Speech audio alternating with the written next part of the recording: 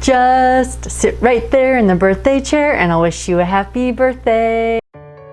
Hey, it's Amy with Ask a Christian, and I did have a birthday this past week, so I just want to thank those of you who knew that and sent me a birthday card. Mom, especially you. I want to share some of my personal philosophy with you today because this channel has put me in a place and made me think over the last year. I've gotten more trolls, more weird comments, had to ask myself more deep questions than I ever have before, and it's been a blessing. One of the things that has really stood out to me is that a lot of us Christians spend a great deal of our time interacting with the non-Christians in our life in sort of a threatened kind of way, in sort of a controversial kind of way. And we're always trying to prove God or prove religion or prove spirituality. And what I notice is that nobody really cares about if something is true unless they know that it's beautiful first, unless they're already interested. My friend David Asscherick likens this concept to reading a really good bedtime story to a child. If you've got a wonderful story full of heroics, full of overcoming, full of good life lessons, at the end of the story, the kid wants to know, hey, that was awesome.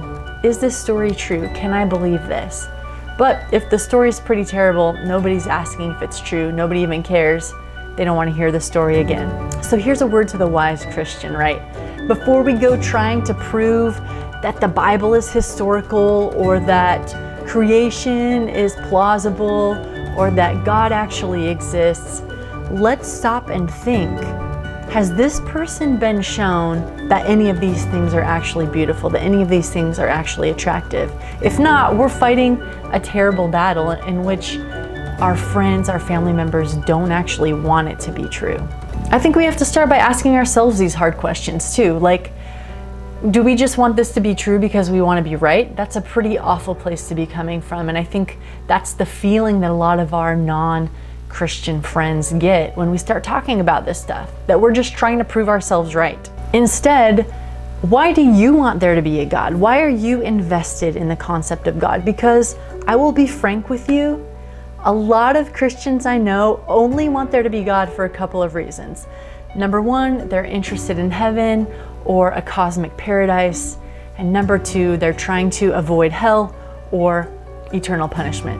These things are definitely motivating and worth researching into a God concept or a religion concept, but these are more like an add-on or like a side dish or like a 5K fun run. These cannot be the main reason that we're interested in God. Getting into my mind now, the only reason for me to be motivated or interested in a God are character driven and really only apply if God is personal. If God is nothing but a life force or the greatest value in the hierarchy of values or the unmoved mover, as some people would think, then I need that God in order for me to exist, but I don't really care if that God is there or not.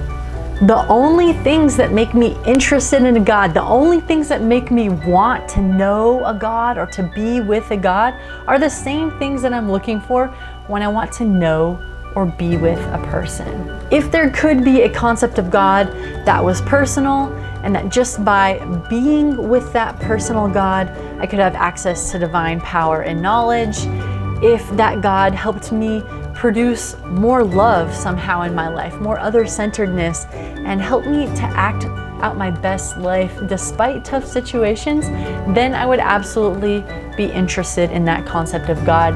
And my guess is that you would be too. That's my perspective, and I would love to hear yours in the comment section below. What is it that would attract you to a concept of God? And conversely, what would totally put you off? Also, if you've got questions about the Bible or Christianity, I'd love to talk with you personally. You can head over to our Facebook page, which is facebook.com/askachristianfriend, and you can message me there. That's it for today. Thanks for joining me. And as always, I'm wishing you joy and peace for your journey, wherever that leads you. Bye for now.